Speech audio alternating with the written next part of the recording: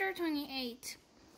After 20 years, Kate Barlow returned to Green Lake. It was a place where nobody would ever find her, a ghost town on a ghost lake. The peach trees had all died, but there were a couple of small oak trees still growing by an old abandoned cabin. The cabin used to be on the eastern shore of the lake. Now the edge of the lake was ever 5 miles away, and it was little more than a small pond full of dirty water. She lived in the cabin. Sometimes she could hear Sam's voice echoing across the emptiness. "Onions! Street fresh onions!" She knew she was crazy. She knew he'd been crazy for the last 20 years. "Oh, Sam," she would say, speaking into the vast emptiness. "I know it is hot, but I feel so very cold. My hands are cold, my feet are cold, my face is cold, my heart is cold." And sometimes she would hear him say, "I can fix that," and she'd feel his warm arm across her shoulders. She'd been living in the cabin about 3 months when she was awakened one morning by someone kicking open the cabin door. She opened her eyes to see the blurry end of the rifle 2 inches from her nose. She could smell trial workers' dirty feet. "You've got exactly 10 seconds to tell me where you've hidden your loot," said Trout, "or else I'll blow your head off." She yawned. A red-haired woman was there with Trout. Kate could see her rummaging through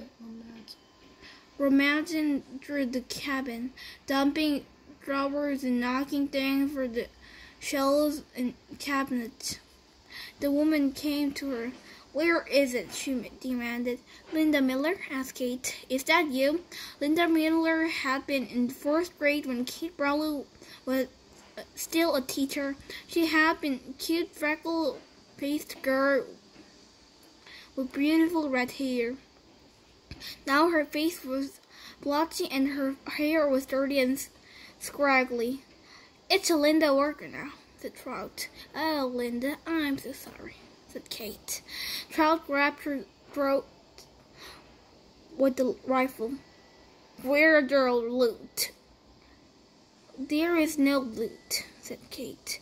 "Don't give me that," shouted Trout. "You robbed every bank from here to Hawthorne. Houston. You better tell him," said Linda. "We're desperate."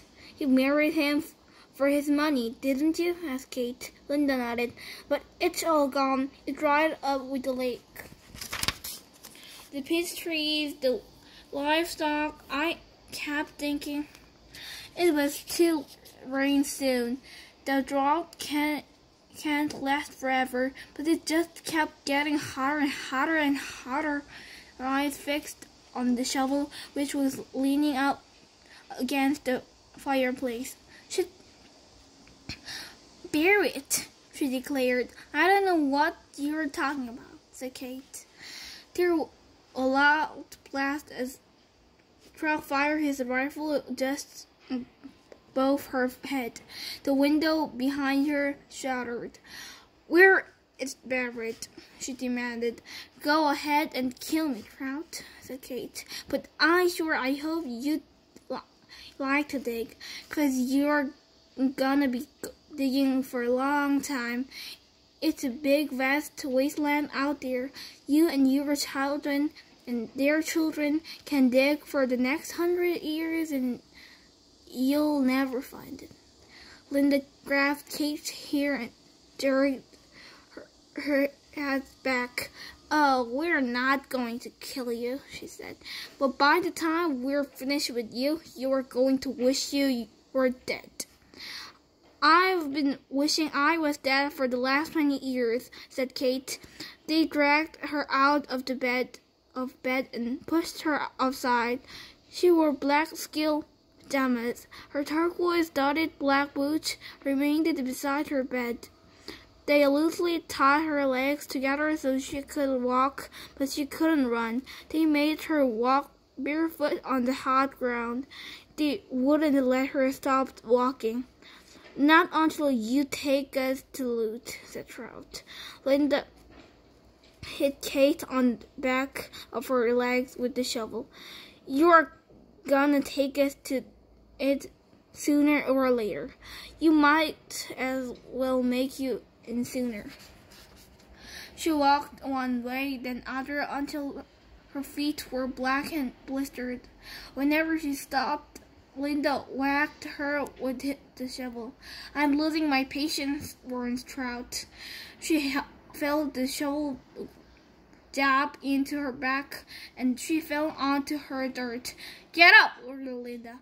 Kate struggled her feet. "We've been easy on you today," said Trout.